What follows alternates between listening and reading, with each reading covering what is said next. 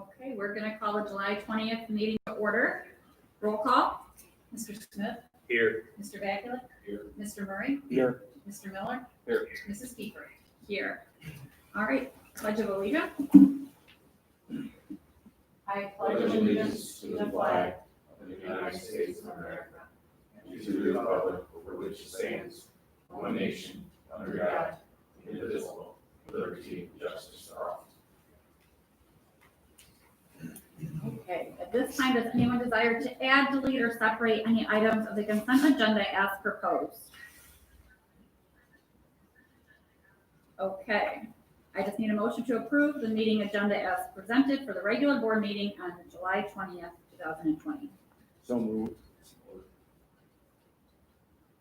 Roll call. Mr. Smith? Yes. Mr. Vaculek? Yes. Mr. Murray? Yes. Mr. Miller? Yes. Mrs. Kiefer? Yes, motion carried.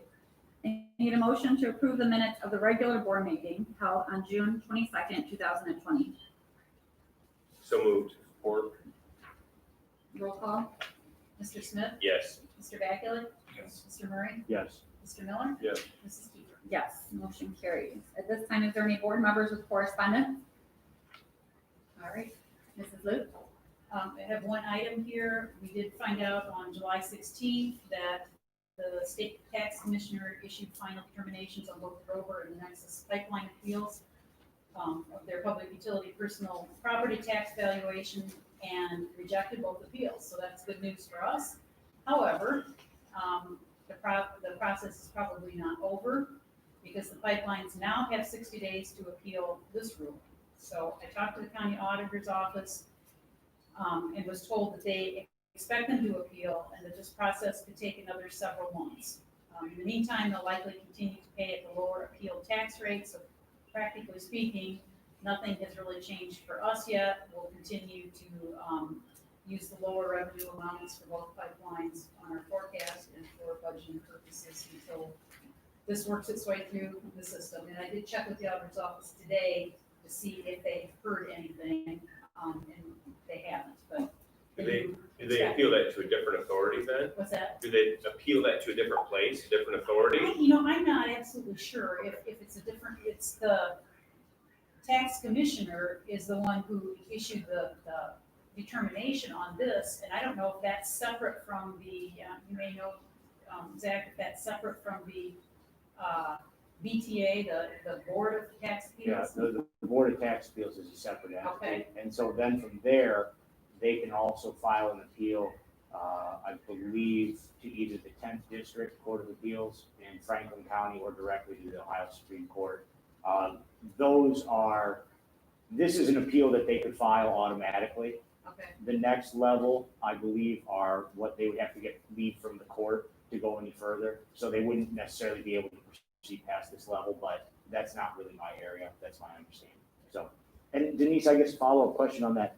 So the auditor's taking in monies at the lower assessed value, but they're not dispersing them yet though, right? no, they're just, we're getting. We are We are getting. receiving them Okay. at they're tender paying at the lower amount. Okay. So what the worst, hopefully the worst that could happen would be, or not really the worst, what would happen is if they ultimately lose their appeal, they're going to owe districts money. Right. So we'll be getting money. Right.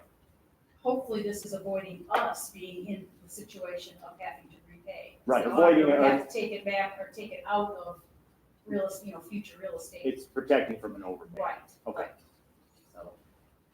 Do they pay interest and penalties on that, just like you'd have to if you didn't We pay would the have to, pay interest and penalties, but I don't know if it works. That's the what other I'm way wondering, around. is Yeah, if it was I'm not us sure. paying them, I don't you know? know. Okay, just curious.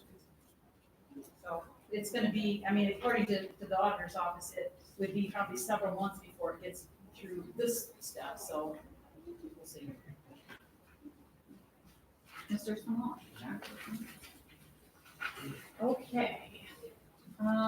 Seeing that no one has registered to address the board, we'll continue on to our agenda. Mrs. Lou, Okay. treasurer report? Yes. I did put a little color-coded spreadsheet in your packets there. Just want to briefly go over the year-end, where we ended up, the end of June. And on the top part are revenues, bottom part are expenditures. The bottom line is, we ended the year $283,490 to the good, excess revenues over expenditures, which is better than what I had actually even forecast in May.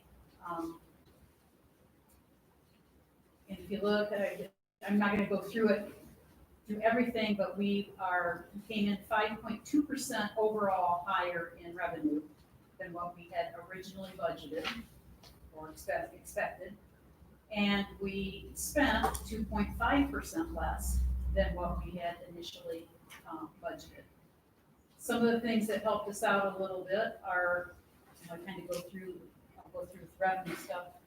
I was just plain too conservative with real estate taxes. I was expecting that we may still see some CAUV decline, or some declines in real estate due to the CAUV valuations, and we just never have really seen any big declines like some districts have. So I was too conservative there, which I guess is okay.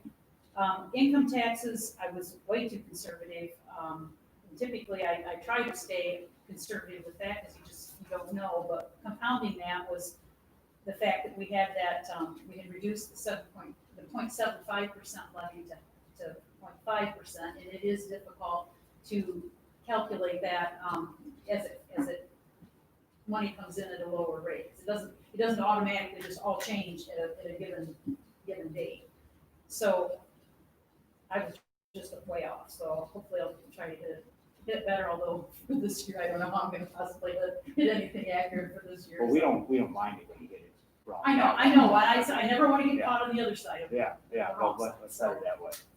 Anyway, we expected to see an increase in the PUPP, the public utility tax, because as you recall, we did not have numbers for Nexus initially in this past fall. So I didn't include anything in our revenues or in our forecast at that time for the Nexus pipeline, and then we've gotten that in since then. So that explains that increase. Investment income also came in much higher than I had anticipated, and I think that really was due to our ability to get a better rate of return now that we are with meter investments. So, they have the bulk of our portfolio, they're handling the bulk of the portfolio now, and I just think, that is paying off.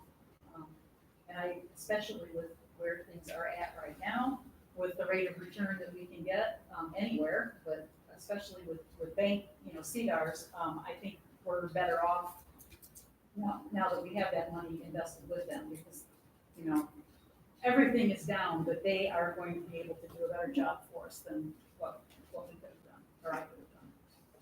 So, on the expenditure side, really, I hit it very close with personnel, both salaries, benefits, and then purchase services. I was very, very close. We spent very close to what I had budgeted. Where we really came in lower was supplies, and a lot of that was due to the fact that we didn't have school for over 2 months. And a big part of that supply line item was what we saved on fuel, because we weren't running buses for over 2 months, or for any, the spring field trips or any of that kind of stuff. So that accounts for most of that. Equipment, we did not spend as much as I had budgeted, but a big part of that too is really a timing issue. If you recall, we had budgeted to buy 2 buses at the end of this fiscal year, hoping that we would be able to take delivery before July 1. Well, they're not going to be in until August, so that got pushed into this current fiscal year. So that's a timing issue there.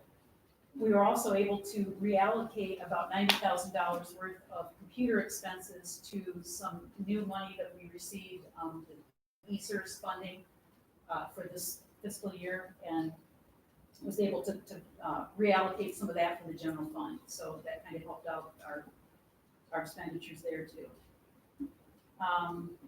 Otherwise, that's pretty well. I'm not going to go through the statements, because this is really kind of displaying what's already on the other financial reports that you have there. I don't know if anybody has any questions on where we're ending the fiscal year. I was happy that we're ending it there, where we are. We're very pleased. In other items on the agenda that I just kind of wanted to briefly mention, you'll see that you have a resolution to approve an $80,000 advance to the food service fund tonight. I know it's a lot, but last year I started out at a smaller amount and ended up having to come back and ask you to do 2 more advances. I'm hoping to avoid that this year. And, there's so much unknown right now. This is just no idea where we're gonna end up, but I'm hoping that this will at least take us close to the end of the year. In other business, another thing I wanted to mention, because I think I brought this up before and it's been a while ago. I think I had mentioned to you that I wanted to look for a new firm to do our cash basis conversion. And I have done that, and you've got a resolution there tonight to approve to use Julian & Group for a multi-year contract. Our contract with our current CPA is up after this fiscal year. He will do this conversion right now that he's working on right now, and then for the next 3 years, I'm asking you to approve Julian & Group. We're already using them to do our Medicaid audit work, and I've been very pleased with the work they're doing. There's a number of schools in this area that have switched over to Julian & Group, and everybody seems to be happy with them. So just wanted to make you aware of that change. That's all I have. Any questions for Denise? No, thank You guys heard anything about funding from the state as far as going forward for this fiscal year? Nothing new. Okay, because I know there's been a lot of banter and a lot of talk in Columbus about what they're gonna do. I just didn't know if they've actually settled on anything yet. Right now, what I have read that we should be figuring on is at this point, and that's not to say it can't change because it very well could change, but right now what I'm using is the amount that we got last year less the reduction that they made. So That basically. we got last year. Yes, that we Okay. got last year, but then taking out that reduction, which was $266. $266,000. So basically, that's what I'm using at this point. Okay. As the basis for our foundation revenue. And that could change, but I think the governor's indicated he's hoping to avoid further cuts to education. Right. But I don't know, and he probably doesn't either, if that's really gonna be possible. Like I said, I know there's been a lot of talk about it. I just wondered if anything had been settled yet. Nothing. Thank you. Okay. So at this time, we'll go through our financials, and we need a motion to approve the April 2020 financial report. That's supposed to be June, not April. Oh, I'm sorry. I don't know how that got there, how we missed it. The June Yes. 2020 financial reports that we just went over. The certificate of total amount of all sources available for expenditures and balances. We need to approve the certificate of the total amount of all sources available for expenditures and balances. We need to approve the following petty cash and change funds for the 2020-2021 school year. The athletic petty cash for $3,000, the central office petty cash for $50, the central petty cash for $50 per school building, and the athletic change fund of $3,000. We need to accept the following donations: $2,500 from the Evergreen athletic boosters to the athletic department for the purchase of new cross-country uniforms, $4,425 from the athletic boosters to the athletic department to cover one half the cost of the huddle for the 2020-2021 athletic season, $833 from the athletic boosters to the athletic department to cover the cost of Nike screening, and a $100 anonymous donation to the student assistant fund. We need to approve the following fund-to-fund advances and transfers.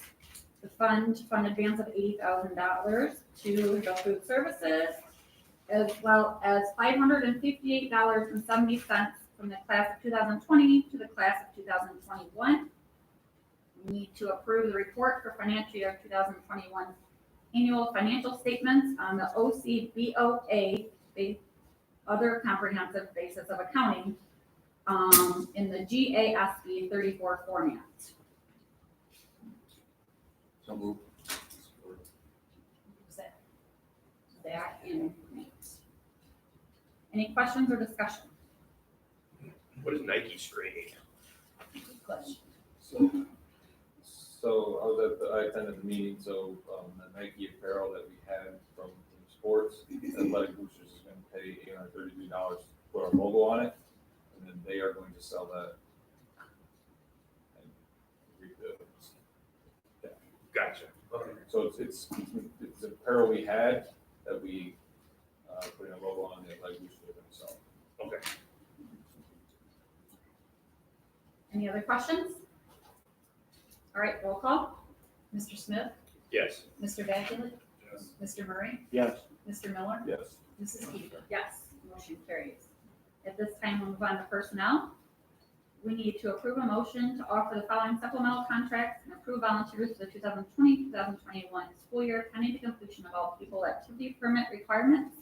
Mark Savolin, head boys baseball, Megan Kronovich, high school head girls cheer, Samantha Thomas, volunteer girls soccer, Brian Nady, freshman boys basketball, Todd Woodring, volunteer high school boys basketball.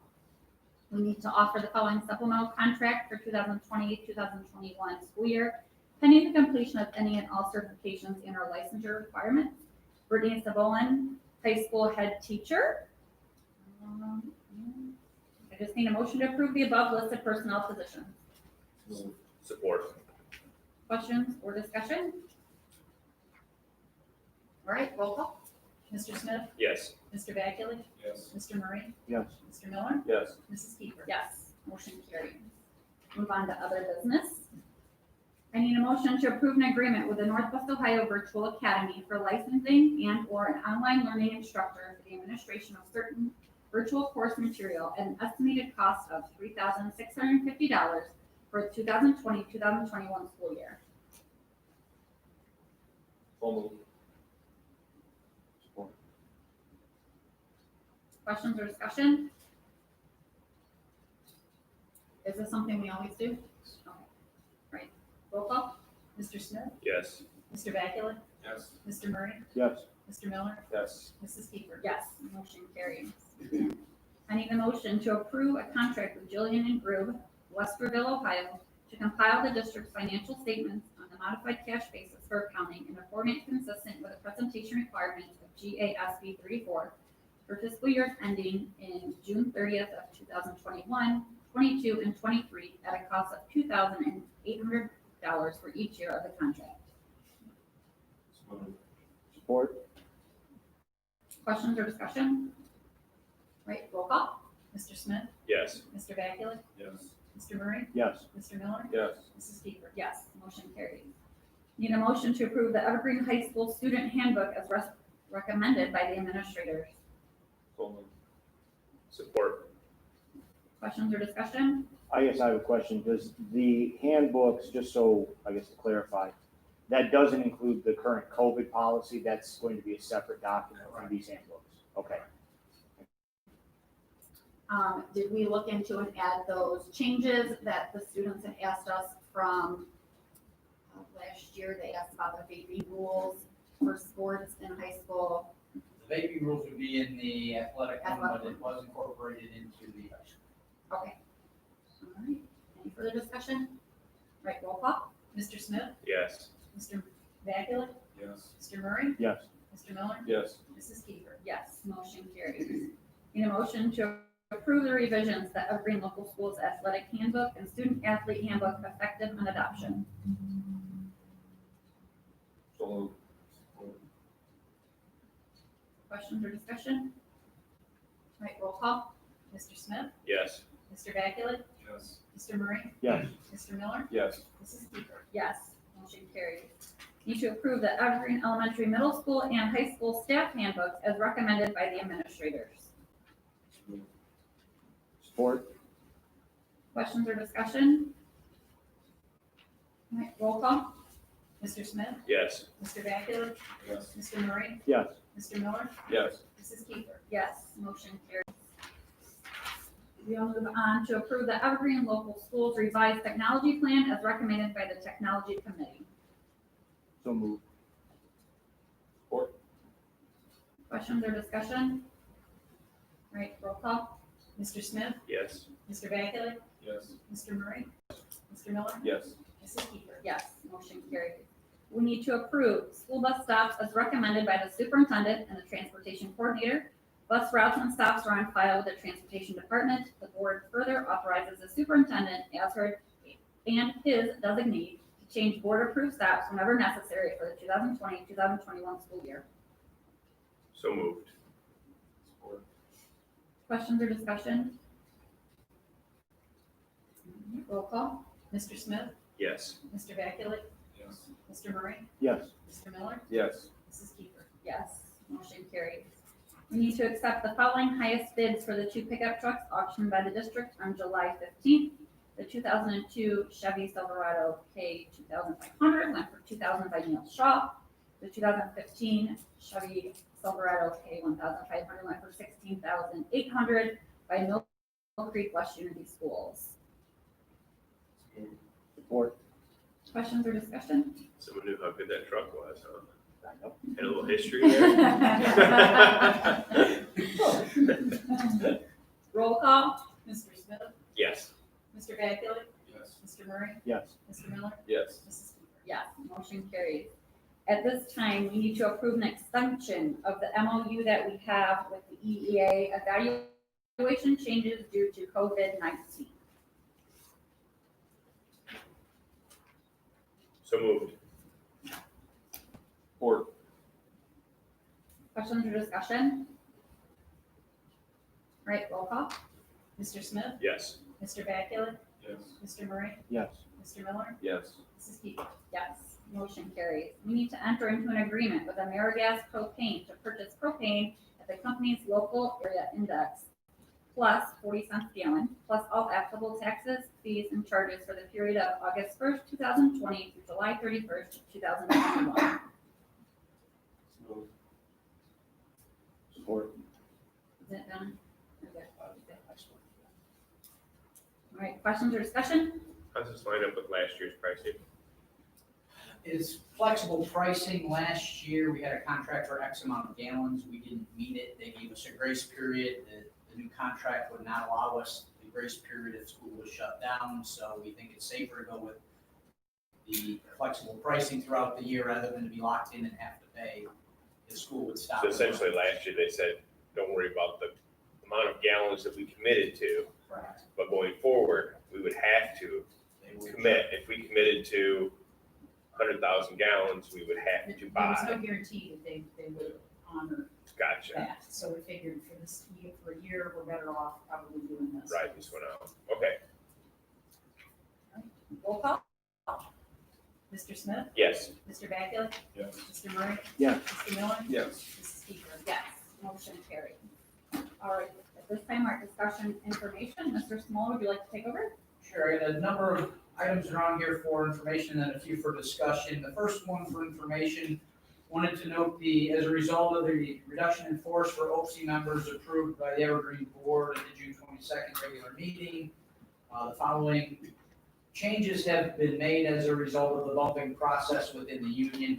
So I wanted to get those as part of the official record. 4 staff members were displaced as a result of the reduction in force and have been placed on our recall list. So, any questions with how that process worked its way through? Next item, just wanted to be transparent with the SRO costs going into the 2021 school year. The estimated cost for our SRO through the Fulton County Sheriff's Department for next school year is estimated to be $62,610.03. That includes salary for 176 school days, benefits, additional costs, and mandatory training. It is an estimate because I believe they are up for contract negotiation during this school year, so it could change if their contract changes.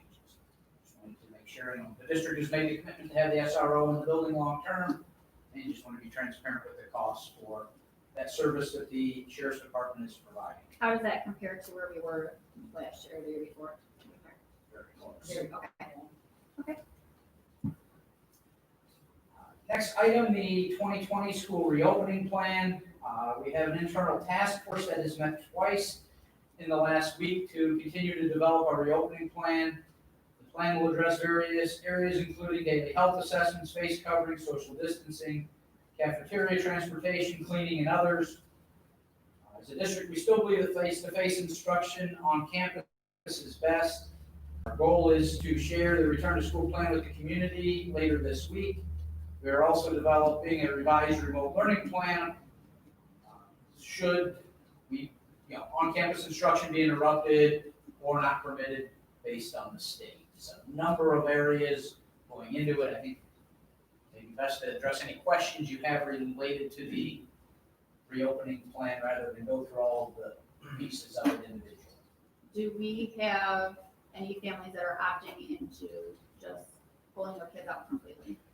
That would be a survey on the plan. We wanted, we've offered a preliminary plan. We've offered the Fulton County agreement with the schools. This one would be, here's how we're planning to operate. Let us know if there's a concern that you would So want. this is Evergreen's plan, not the, okay. I guess, Eric, my concern with the plan is, and it's not so much concern, it's just an acknowledgement of geographically what this district is. We've got a significant portion of the district is in Lucas County. Probably 30-40%, I mean, I can't tell you what, but it's a lot of students are in there. Lucas County's under a level 3 federal or state mask mandate. I don't know how we comply. I think we have to look at the most significant or more stringent requirements. And whatever county has those, I think that we need to adopt those as a school district. Because it's not, I mean, the line for the county is somewhat illusory for sure, but we've got kids transporting back and forth, I mean, over those lines every day. We've got cafeteria space shared. I don't think we can adhere to the spirit of what the governor's talking about or what our health officials are saying if we just say, hey, we're not going to make masks mandatory here, but they're mandatory when the bus crosses County Road 1. So I don't know how we do that. So I guess I'd like some thought as to that and thinking about looping in Lucas County standards as well as Fulton County standards. I'm not sure how enforcement would work with that. How you're gonna mandate that? I'm just saying. It's a challenge, and we have tweaked the language from the last draft based on the task force meetings. But we have not yet taken the step that it's mandatory for every student all the time. I think that is coming from the state. I truly believe that. Yeah. We'll take it out of our hands. But I definitely want to hear how the rest of the board members feel. If they feel it should be a mandate in that policy, because that would be a change we would have to make. We said they may be required at times if they can't social distance and when they're in close proximity. But right now, the draft of the plan does not read that they're mandatory at all times. So the plan is evolving, right? I mean, it changes weekly, Yes, and if not daily. And that's, I guess, something else that we should put out since this is a public meeting. I think we've all gotten some concerns from people in the community that the plan that was initially sent out at the end of June was the final plan. And I think we all need to ensure everybody we're addressing and you're addressing things as they arise, and the stuff that was applicable on June 20th certainly probably isn't the same as now, so a month later. That is part of the plan that it, can change basically at a moment's notice if conditions change. So that will be included in there, and maybe we need to do a better job. I thought we did a good job communicating that it was a draft and then No, I think you did, Eric. I just want to reassure everybody that we're not sitting in cement here. I mean, for sure. Yeah, okay. It's too fluid of a situation that, again, what we put out maybe later this week is changed a week later based on circumstances and directives. I personally would leave it in the governor's hands whether it was mandatory or not. That's my opinion on it. It's gonna be really hard to enforce. It's gonna be really, really hard to enforce. And I guess my view on it is too, other schools, I think, Ottawa Hills is a school district of similar size. I don't think anybody's gonna argue that's sort of a gold standard school district in this area. Their kids are mandatory masks.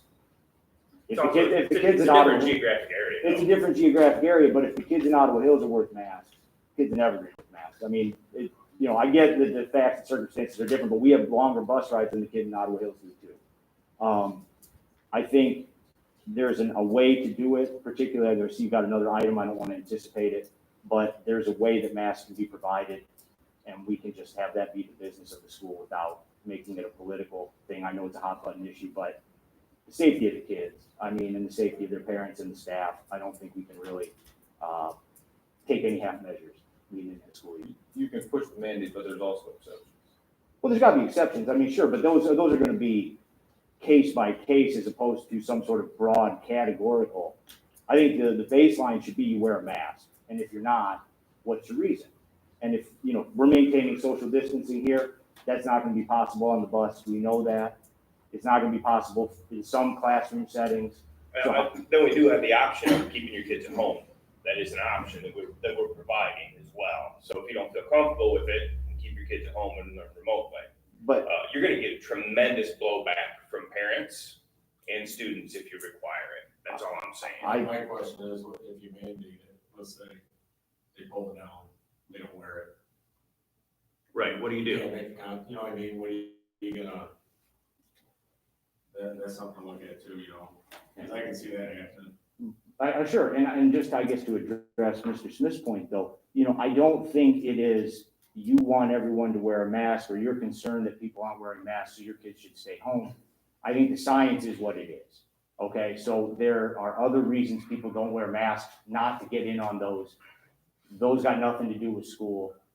They got nothing to do with the safety of the kids. And I mean, pragmatically, this school has long held, and everybody here believes, your right to swing your arm stops where my nose starts. And being considerate to others is not a political issue. So I know we're not gonna get settled tonight, but I think that's the view we have to hold, is what's best for everybody here. And understanding that we've got a lot of different people in a lot of different circumstances, and we have to be responsible for all those as the board.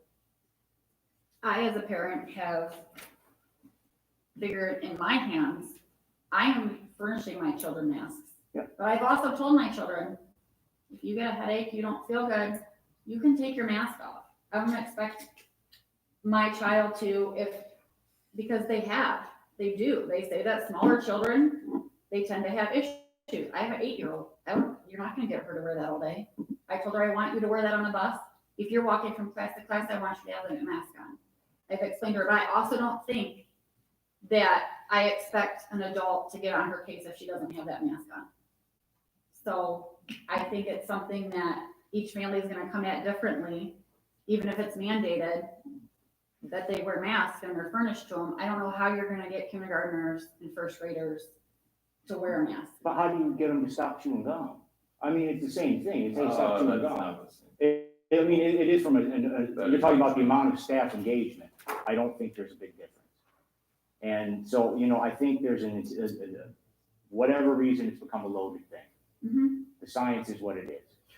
But we all know the science changes regularly. Yeah, Because but, first they said, don't wear masks, they're not helpful. Now they say wear masks. So the science changes pretty regularly too. This is not something we've dealt with before. right, but the fact, it's already here. We got a letter from the health department today saying somebody in the district had COVID-19. Here's what's gonna happen if that happens in August. We're shut down. You tell me if I'm wrong, Eric, but we're shut down for a period of time, or a building shut down for a period of time. I think not with a single case, but a few, definitely, that is a realistic option. And the data also shows that in-school instruction, which we're all committed to, and as a district are committed to, is the best option for these kids. So how do we keep the school open? And the way we keep the school open is we keep COVID well on the other side of the Lucas County line. And so I think that this board and the school should take every step to do it. And if there's a political reason, or if we're worried about spending a couple $1,000 on scrubbers or anything else, it's penny wise and pound foolish when we're looking at the long-term goal of educating these kids. I wouldn't bring cost in. Cost is not a concern of mine in the least. Well, and I don't think it is, but I don't think it should be at all. It's not. It's not. It has never been brought up that it was an issue. We obviously are all here for the safety of the children and the staff. Sure. I don't think cost is an issue. I think it's the concern of you mandated to, and also is it even an option mandated to our staff? Staff, the governor has mandated it for staff. That's happening. Every district employee So that's already- will have a mask on. That's So what we're looking at. Mask or shield, correct? Some will want to wear both. And- Which is perfectly fine. It is, but honestly, I don't know how you can mandate it for the teacher and not the kids. If you got one person wearing it in there, everyone should wear it. COVID don't know I'm a kid, so I don't need it. But that's the governor's decision. But I know, that's the part, if we mandate it for one, then everyone should wear it. That's my thing. You know, if it's gonna get one teacher gets COVID, I don't know how you can't shut down that whole class, 14 days. If that teacher gets COVID, or one student, then they're all out of the school for 14 days. So the way the county clarifies it, if you're in 6 feet of a person for 15 minutes. And you got one teacher that's gonna write down every 15 minutes, well, I was here, I was here, I was here. You can't do that. No one's gonna know where they were the whole day.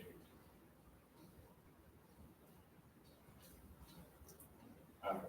It's just funny that they mandate it for one, not everyone else. And I believe that'll change. The task force has looked at how do we build a culture that every kid has a mask on all the time, but we don't have to be the mask police because it's mandated, and then there's gotta be a penalty if you don't. There is support for the masks with the staff, and there's also the concern that they don't wanna be the mask police. It's tricky, and again, we've changed the language, again, without saying you have to do it all the time, but there will be times you have to do it if we can't social distance. I think it's gonna be taken out of our hands before school starts, and I believe they'll be mandated. And I hear everything you're saying, and I'm trying to Yeah, I know, I understand. You're trying to Some of walk that tightrope balance. here. I get it. to provide the safest environment possible and not be mask police, and a little bit of flexibility that, again, safest environment we can create. And it's been a challenge.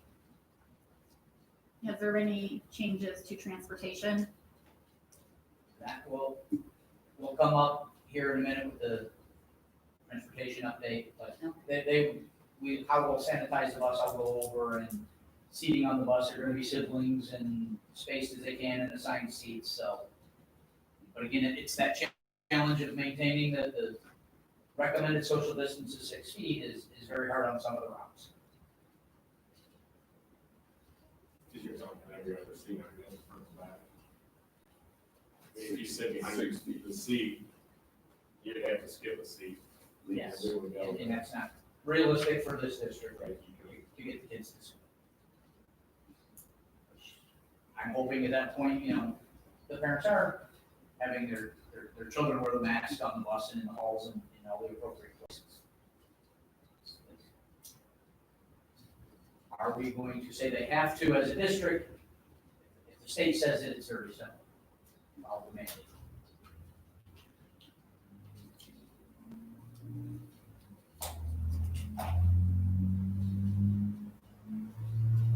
What did the task force think about the temperatures? Is that a mandated morning thing? I am waiting, Ken Diamond, who's the EA president, sent out a survey today. Most teachers would like to do first period to the kids coming in the room. I wanted that to come from them, other than the administration is requiring you to take temperatures, which isn't in their job description. He's getting the feedback, but at the task force, overwhelmingly, they were willing to do it and wanted to. How would they implement that? We would provide thermometers in the scan kind, so as the kids walk up, they would just do the clicking.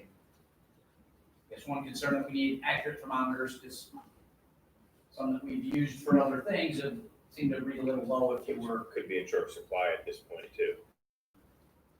We do have resources to get them, and the health department had said they can assist with that as well. So we're in the works of getting the thermometers, just so we have them for the start of the day for classes. So with that, Erica, do you feel that the state is going to send something out that says if something does happen with the temperature, is it either the steps, or is that something that we have? We essentially, that will be in the plan. If a student has 100 or more, they're sent down to the office, they're sent home, and there's the procedures in there. As far as going and getting checked, and you get a non-COVID diagnosis, then how many days do you need to be out if you have the flu or something else? That's covered in the plan. How often do we have a nurse on hand? Is that something we want to consider at this point?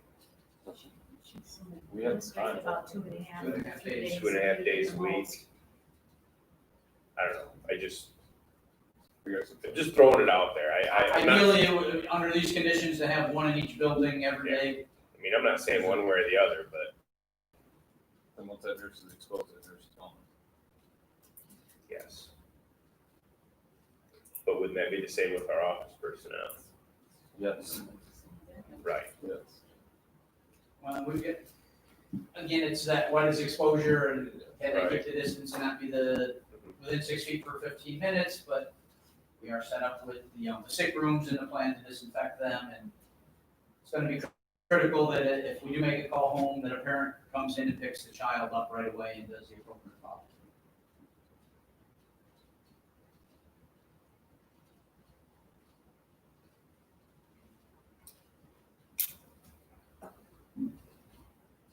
Related to the reopening plan, there was talk about the district purchasing face coverings was suggested. This is no longer something we need to talk about. Kara Leininger, the Fulton County Workforce Coordinator, Ohio Beach Jobs, has coordinated with a county agency that would like to purchase face masks for all staff in the district. All district employees will be provided 2 cloth masks. It will have the school logo on them before school starts. We have already ordered 200 face shields for all staff. We're finalizing an order for plexiglass barriers in the main offices and other high traffic areas, signage throughout, but getting face coverings for our staff. We have a donation for the masks and the district's already ordered shields, so we're covered there, because I know it's going to be brought up, should we be doing that? It's already happened. Do we have a plan in place to have them for students in case they don't have their own? We have 5,000 already ordered that will be on site the first day of school. Okay, And another 2,000 for staff that are disposable. great. And as then backups. we'll have stations and everything set up as well, right? As far as Yeah. sanitizers. Hand sanitizers will be installed at every door and at the entrance of every classroom. There will be wipes. I know wipes are in short supply. We've got a way to make wipes where you buy the hand sanitizer in bulk. You can get it 55-gallon drums and make bags of wipes up. We'll have them stocked and ready. They'll be in each classroom. Kids will have the opportunity we'll have them hand sanitize their hands when they come in, but they wipe down so that they know that their desk is clean at the middle school and high school level where they're switching classes. There are a number of other things in the works, but Nobody's even gonna get the flu this year, cold or nothing. Any other questions with the reopening plan or the masks? You said that'll be out later this week. Our goal is to have that out this week. We sent it back to the task force this afternoon for feedback after our second meeting. We met this morning at 11. Other questions we got were about the specials, the kids moving through the hallway, we're still moving in elementary. I'm assuming high school, middle school can't change. We gotta do what we're doing. In the elementary, moving to Mr. Torrance and Mr. Beck and Mrs. Krzylski, is that still gonna happen, or is that teacher moving? The students will still be moving, looking at like the music class where they need more distance. His room is bigger, so it's better to put them in there. We're looking at alternative furniture for the art room so that they can keep the distance. Once the district plan goes out, each building is then going to get a building-specific plan of how to address the age level and needs of the students in that building. And one thing that came up at the task force today, the middle school, it's not practical to do directional hallways because it doesn't loop. So that'll be looked at in the elementary where they do have the circle is there a way to direct traffic flow. So each building team will have, or building staff will have a meeting then to get details into, for building specific, Okay. all within the district plan. Any discussion on lunchtime specifics on what you guys are, Lunch times have been looked at. The middle school and high school won't connect. We are looking at purchasing additional tables to maintain more distance at lunch in all 3 buildings. Looking at utilizing the courtyard and outside the athletic entrance for the high school, putting some folding plastic picnic tables in the foyer outside the middle school cafeteria, just more seating to give the opportunity for distance. okay. That's it. That one's another tough one. It's almost like the buses that there's limited space and everyone has to take their mask off. Nothing was designed for 6 feet spacing, it was designed for more capacity. Most effective way that we see is add tables and Keep adding tables and spreading people out. Last question was about adjusting maybe gym class, activities and curriculum. Is that something we've looked at? Yeah, I know Mr. Beck is on the task force. He talked about what he's going to do differently, how he's going to clean whatever is used and minimize things that everyone's touching, so. All of his ed teachers are looking at, again, the way to make it safest, along with the music or choir and band, which is a real concern of mine. With, the singing, can you sing with a mask, but they're recommending 10 feet for if you're singing in a choir class, how do we create space and limit projection of particles?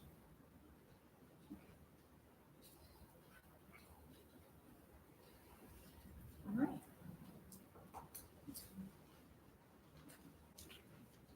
Next item, the Green Apple project this spring, we finished the 5-year Green Apple project. The project was conducted an annual energy consumption review for gas and electric for the district. The good news, over the last 5 years, Evergreen was able to save $208,778 as a result of conservation measures with gas and electric costs. I'd like to thank Ken Diamond, our energy coach, for his diligence in making sure the district was energy conscious during the project. He did a great job going around and, air conditioner was on in an area that no one was in, getting it turned off, turning off lights. The reported savings, that $208,000, did not include March, April, and May of this year because of, shutting down. And also we had the LED lights go online at that time. Just looking at that 3-month period, that was an additional savings of $27,753. But again, they kept it removed from that total because it wasn't an accurate reflection of. It's not green apples to green apples. Not green apples. We will continue to monitor energy use, going forward, but that program that was through Brewer Garrett is officially over. Any questions on the green apple? Related to that, we have been told that the First Energy rebate program that we utilized for the elementary, the high school, and which will happen with the outdoor lights in August, is not going to be returning. So we were looking at other options as a way to get LED upgrades in the middle school. We did find a program through PJM Energy Credits. And I put an attachment in your folder. I had not heard of this program. It is an additional rebate that would provide an estimated $25,000 to $30,000 for Evergreen on top of the First Energy rebate. So we could double dip on the rebates for the elementary, the high school, and outside if we go ahead and do the project at the middle school. If we have an active project, we can count older ones as well, as my understanding. Just got the information on this program today, so I need to do a little more investigating. But with that type of rebates, we're again looking at a 2-year return on investment for the middle school, which was 1.5 to 2 years under the First Energy program for the other buildings. Is this something the board would like me to pursue? To me, it makes a lot of sense. Yeah. If this is accurate of a $25,000 to $30,000, Yes, Yes. yeah. figured that's what you would say, and I will get more information and share it with you, but the first that I got on paper was just this afternoon. First Energy used up all their money, or they just I- wondering why they discontinued the program. I don't know if you heard or not. We have not heard an official reason. I Okay. assume it's That's fair. COVID related and an opportunity to Gotcha. Okay, end it, but that's all speculation on my part. sure.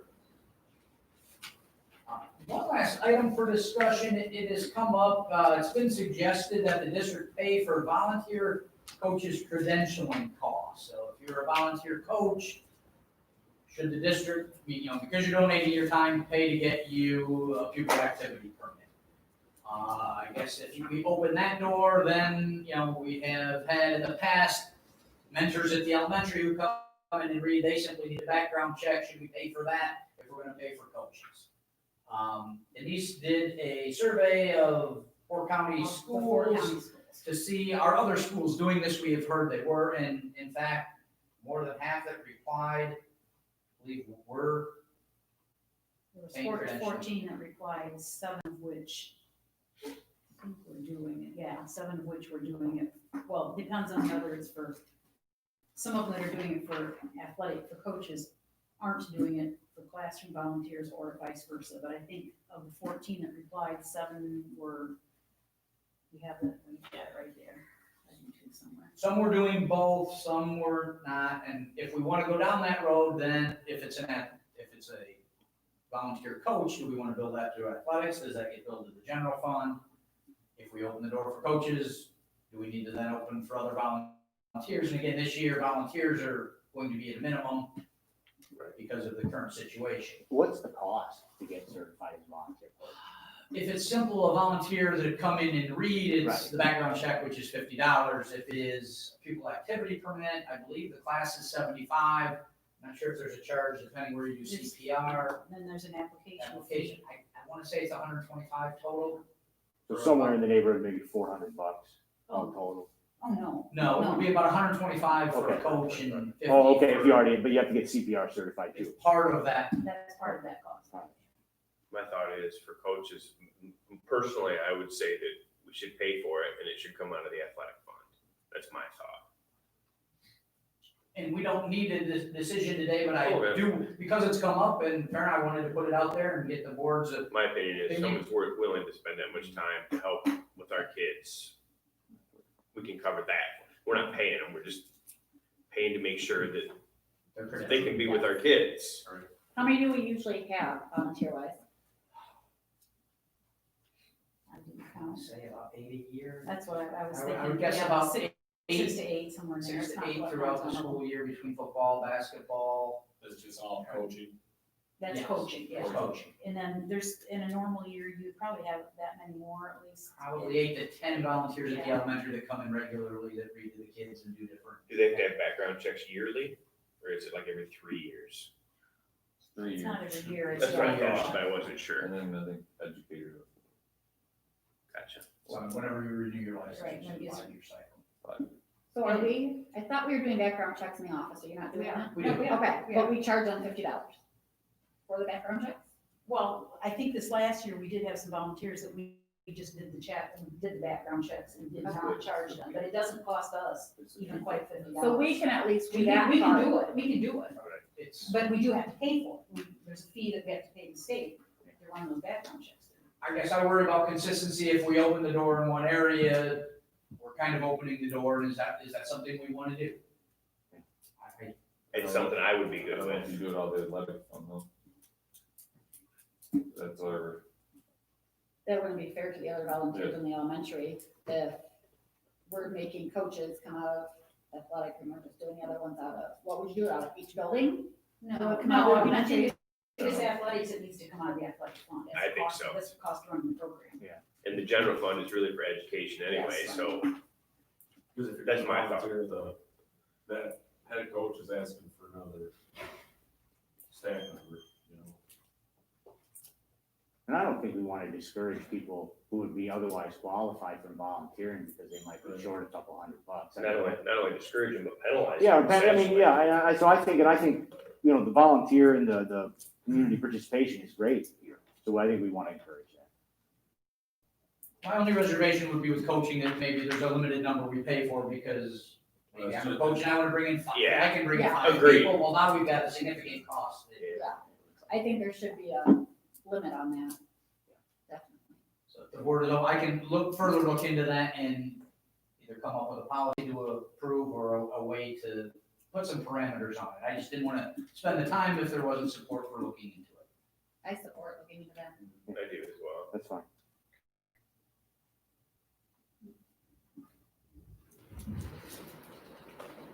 I will get you more information on that here in the near future. That, I believe, is everything that I had under the discussion and information section. Any questions about any of those or anything else? I do have Mrs. Brown's transportation report. She put in the report, as we return to school, we will be disinfecting buses with a 90-day solution. On top of that, we will be disinfecting after each route, morning and afternoon. There will be a dispenser for hand sanitizer on each bus for the kids to use while boarding. The drivers will have a face mask or shield on. The 2 new buses that were ordered, that, Denise had mentioned we were hoping to get by July 1st, are coming in August. We don't have an exact date yet. And then after the new buses arrive, we will have all route buses with cameras, and 12 will have the stop sign camera. 2 that are on their way out didn't have the cameras, and now the whole fleet will. Sherry has been part of the task force with the transportation component of the return to school plan, so she's been active in the transportation piece every step of the way. Questions on transportation? Essentially, everything in my reports have been revolving around back to school, so mine were part of the discussion items. Superintendent. Any board members with questions or concerns?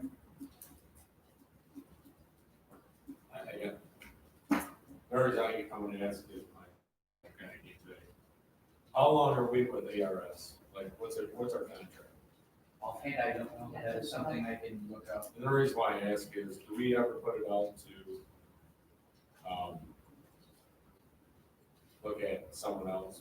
Because I know the guy that does mine, he's from our community. I was just wondering if we ever look it out to take bids on it, or do we just stick with ARS? We've been with ARS for quite a while. I don't know if Brent has looked at anything recently or not. We were with somebody else when I first started, and I can't remember now who it was. Like I We've said, been with ARS for quite a while. he just came to me and I thought, Hartsville Refuse Service, they don't give us money.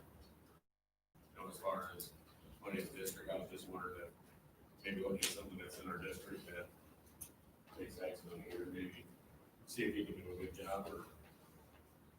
We can definitely pull the contract tomorrow and see where it's at.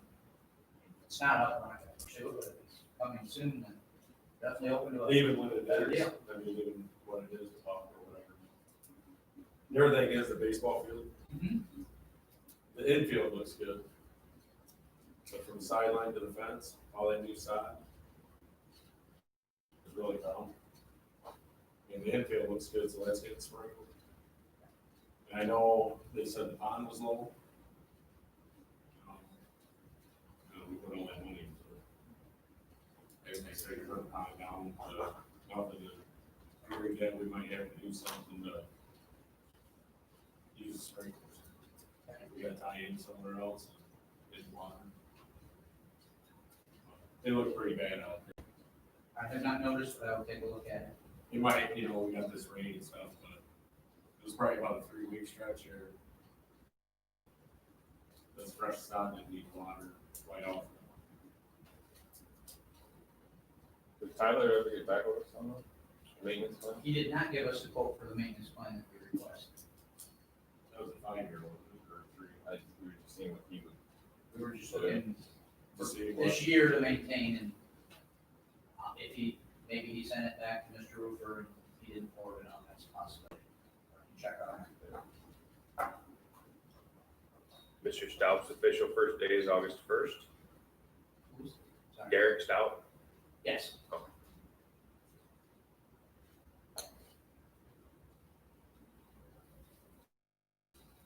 He has been around and active. Any further questions or concerns? Are all coaching positions filled, or, Wrestling. Wrestling is not filled. and then middle school, we have cheerleading Middle and school cheer, golf. golf. Golf and cheerleading. I believe the plan is to have the middle schooler golfing with the high school until we get. Is there gonna be transportation from here to Adrian? We're having the program and it's going, and we will be providing the transportation. I just know before we were out here and it was convenient for everyone in the district. Now we're going to Adrian, so, Well- high school, yes. Would you say wrestling?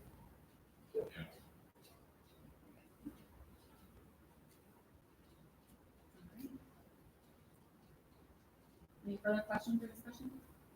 All right, I just need a motion to adjourn the July 20th, 2020 regular meeting of the Evergreen Local Board of Education. So moved. Support. Roll call?